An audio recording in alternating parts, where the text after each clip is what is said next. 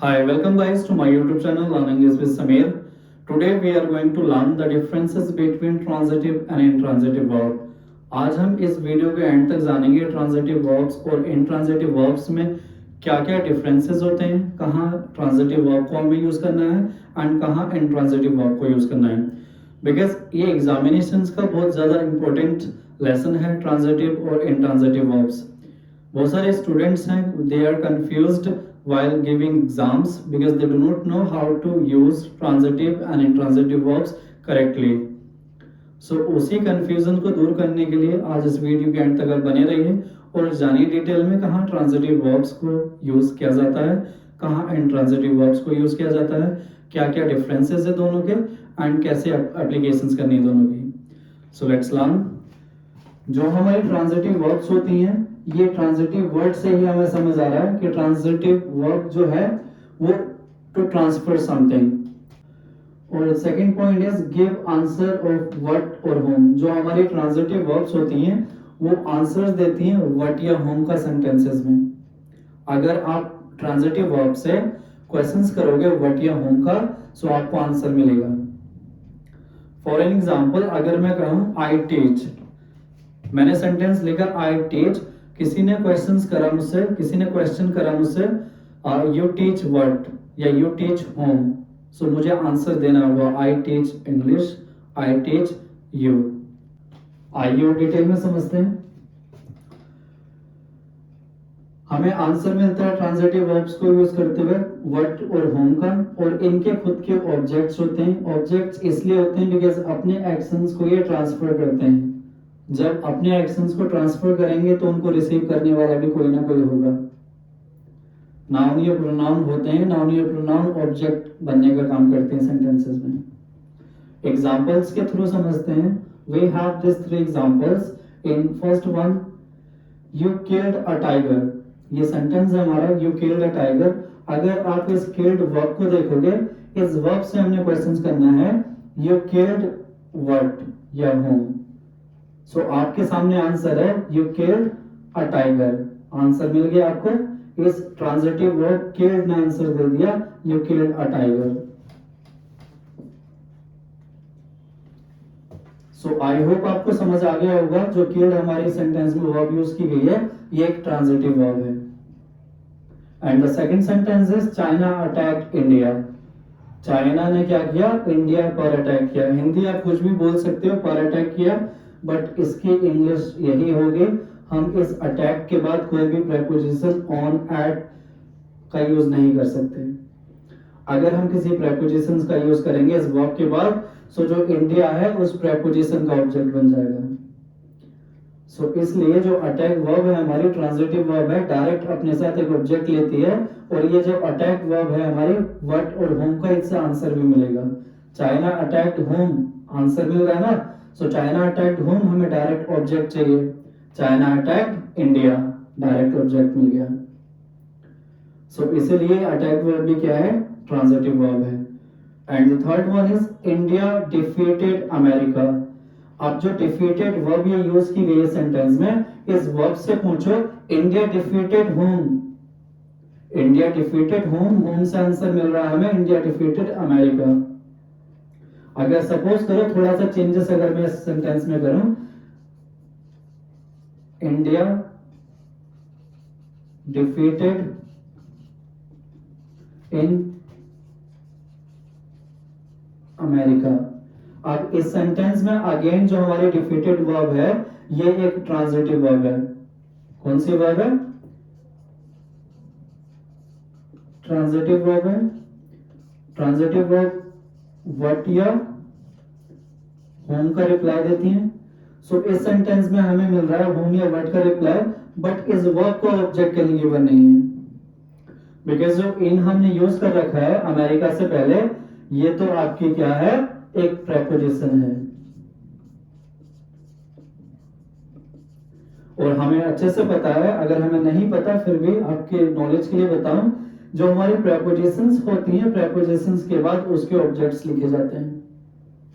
सो हमने इनका यूज कर रखा है प्रेपोजिशन का, उसके बाद जो अमेरिका है अब ये इस प्रेपोजिशन का ऑब्जेक्ट बन गया.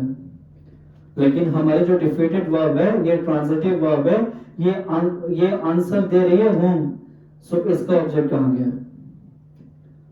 So in this situation we have to do one thing, either we can erase in or we can add one more object. India defeated American team in America, या फिर इस इन को हटा दो, इंडिया डिफीटेड अमेरिका, सो हमारा direct object मिल गया America, और ये डिफीटेड वर्ब इस ऑब्जेक्ट से सेटिस्फाइड हो रही है क्योंकि होम का आंसर दे रही है वो, सो ये भी क्या होगी? ट्रांजिटिव वर्ब होगी।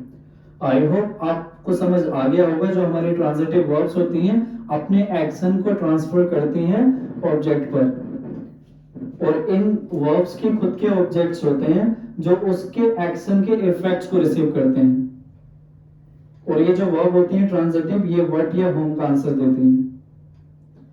Now let's talk about intransitive verbs. What are the intransitive verbs? जैसे कि हमने जाना ट्रांजिटिव वर्ब का काम होता है एक्शन को ट्रांसफर करना, इसका उल्टा है। एज जो इंट्रांजिटिव वर्ब्स होती हैं वो एक्शंस को ट्रांसफर नहीं करती। और give answer of when, where और हाउ, जो ट्रांजिटिव वर्ब्स थी हमारे व्हाट या होम का आंसर देती हैं सेंटेंसेस में, बट इंट्रांजिटिव वर्ब्स होम या व्हाट का आंसर्स नहीं देती, ये आंसर्स देती हैं व्हेन, वेयर और हाउ।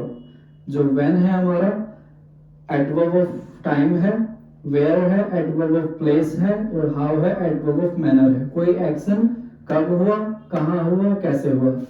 और जो ये वर्ड्स हैं वो हमें पता है कि सेंटेंसेस में एडवर्ब्स का काम करते हैं, सो डायरेक्ट ऑब्जेक्ट्स ये नहीं लेती इंट्रांजिटिव वर्ब्स, ये एडवर्ब्स लेती हैं।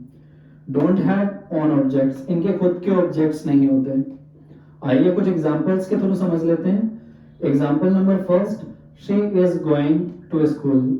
अब ये गोइंग जो वर्ब है, इस वर्ब से पूछो शी इज गोइंग वर्ट या होम, हमें आंसर नहीं मिल रहा। हमें आंसर किसका मिलेगा? शी इज गोइंग व्हेन, वो कब जा रही है, ये हो सकता है सेंटेंस में। शी इज गोइंग वेयर, वो कहां जा रही है, ये हो सकता है सेंटेंस में। शी इज गोइंग हाउ, वो कैसे जा रही है, ये हो सकता है। आई मीन कि जो हमारी इंट्रांजिटिव वर्ब्स हैं वो एडवर्ब्स तो ले सकती हैं, चाहे प्लेस ऑफ एडवर्ब की बात करें, मैनर ऑफ एडवर्ब की बात करें, या टाइम ऑफ एडवर्ब की बात करें, बट ये डायरेक्ट अपने साथ ऑब्जेक्ट्स नहीं ले सकती। सो इस सेंटेंस को अगर कंप्लीट करना होगा सो हम कर सकते हैं she is going to school and she is going at 7 o'clock, she is going very soon, ये एडवर्ब्स आ गया। And the second sentence is Radha is dancing on the stage. अब जो डांसिंग इस सेंटेंस की वर्ब है, मेन वर्ब है, इस वर्ब से पूछो राधा इज डांसिंग व्हाट या होम, आंसर्स नहीं है। आंसर्स हमें किसके मिलेंगे? Radha is dancing when, Radha कब डांस कर रही है। Radha is dancing where, Radha कहां डांस कर रही है। Radha is dancing how, Radha कैसे डांस कर रही है। Adverb of time, adverb of place, adverb of manner के आंसर्स मिलेंगे हमें इंट्रांजिटिव वर्ब से। डायरेक्ट ऑब्जेक्ट्स नहीं यूज किए जाते इंट्रांजिटिव वर्ब्स में। ऑब्जेक्ट्स होते हैं बट वर्ब्स के नहीं, प्रेपोजिशंस के ऑब्जेक्ट्स होते हैं इंट्रांजिटिव वर्ब्स में। सो ये जो Radha is dancing on the stage, ये ऑन हमारे प्रेपो है, और प्रेपो के बाद उसका ऑब्जेक्ट नाउन है, जो कि प्रेपो का ऑब्जेक्ट है, इस वर्ब का ऑब्जेक्ट नहीं है। And the sentence number third, the sun sets in the east. अब जो सन है ईस्ट में छुपता है, ईस्ट में ढलता है। सो इस सेंटेंस की वर्ब से सेट से पूछोगे क्वेश्चंस व्हाट या होम का, सो आंसर नहीं मिलेगा। द सन सेट्स होम नहीं मिलेगा। The sun sets what, answer नहीं मिल रहा। द सन सेट्स व्हेन, कब सन छुपता है, या द सन सेट्स वेयर, कहां सन छुपता है। द सन सेट्स हाउ, कैसे सन छुपता है। So adverb of place, adverb of manner, adverb of times के आंसर्स आपको मिल जाएंगे इंट्रांजिटिव वर्ब से, बट आपको कभी भी डायरेक्ट ऑब्जेक्ट्स देखने नहीं मिलेंगे इंट्रांजिटिव वर्ब्स में। सो आई होप आपको समझ आ गया होगा कि इंट्रांजिटिव वर्ब्स को कैसे यूज किया जाता है, इंट्रांजिटिव वर्ब्स होती क्या है सेंटेंसेस में, और ट्रांजिटिव वर्ब्स क्या होती हैं, इन दोनों में क्या क्या डिफरेंसेस हैं। सो आई होप आपको समझ आ गया होगा कि ट्रांजिटिव और इंट्रांजिटिव वर्ब्स में क्या क्या डिफरेंसेस होते हैं और कैसे हम ट्रांजिटिव वर्ब और इंट्रांजिटिव वर्ब्स को सेंटेंसेस में आइडेंटिफाई कर सकते हैं। बट द थिंग इज हमें पता है ना कि जो हमारी इंग्लिश होती है वो ग्रामर या फिर रूल्स बेस तो बहुत कम होती है, वो सिचुएशनल होती है, वो कंटेक्स्ट पे डिपेंड करता है कि जो हमने वर्ब यूज कर रखी है क्या वो ट्रांजिटिव है, जो हमने वर्ब यूज कर रखी है क्या वो इंट्रांजिटिव है। हमारा सेंटेंस हमारी सिचुएशन बताएगी कि वो वर्ब सेंटेंस में ट्रांजिटिव वर्ब का काम कर रही है या इंट्रांजिटिव वर्ब का काम कर रही है। आइए सेंटेंसेस के थ्रू समझते हैं। So these are the four examples through which we will understand कि जो हमारी ट्रांजिटिव वर्ब्स या इंट्रांजिटिव वर्ब्स होती हैं हमने उनको मानकर नहीं चलना है कि ये ट्रांजिटिव वर्ब्स होती हैं ये इंट्रांजिटिव वर्ब्स होती हैं। हमने सेंटेंस में देखना है कि सेंटेंस में जो वर्ब हमने यूज कर रखी है क्या वो as a transitive verb use हुई है या as a intransitive verb use. Sentence बताता है हमें कि वो वर्ब ट्रांजिटिव है या इंट्रांजिटिव है। आइए एग्जांपल्स की तरफ समझते हैं। सो आइए हमारे पास 4 सेंटेंसेस हैं। 4 सेंटेंसेस ना कहने की वजह मैं कहता हूँ 4 सिचुएशंस हैं और उन सिचुएशंस के थ्रू हम जानेंगे कब किस सेंटेंस में as a transitive verb use कर रखा है मैंने वर्ब को, किस सेंटेंस में हमने as a intransitive verb use कर रखा है। So sentence number first, I fly the aeroplane. इस सेंटेंस की जो वर्ब है फ्लाई, इस वर्ब से आप क्वेश्चंस करो कि आई फ्लाई व्हाट या होम। सो हमें आंसर मिल रहा है आई फ्लाई द एरोप्लेन, जो कि इस वर्ब का ऑब्जेक्ट क्या हो गया आपका direct the aeroplane. Direct object इस वर्ब के बाद, so in this sentence this fly verb is transitive. Whereas अगर इस सेंटेंस की बात करूं the words fly in the sky, अब ये जो fly इस सेंटेंस में यूज कर रखी है हमने वर्ब, इस सेंटेंस में ये व्हाट या होम का आंसर नहीं दे रही, ये आंसर्स तो दे रही है बट दे रही है where।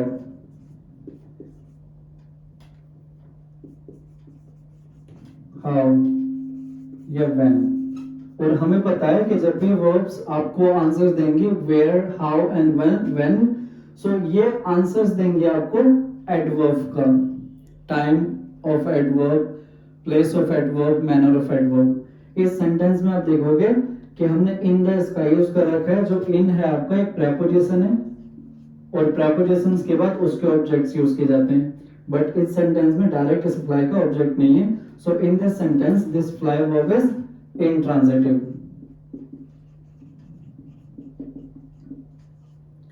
And the third sentence is I sat him on the ground। अब ये सेंटेंस में sat verb यूज कर रखी है। आप ये सेंटेंस देखो I sat him।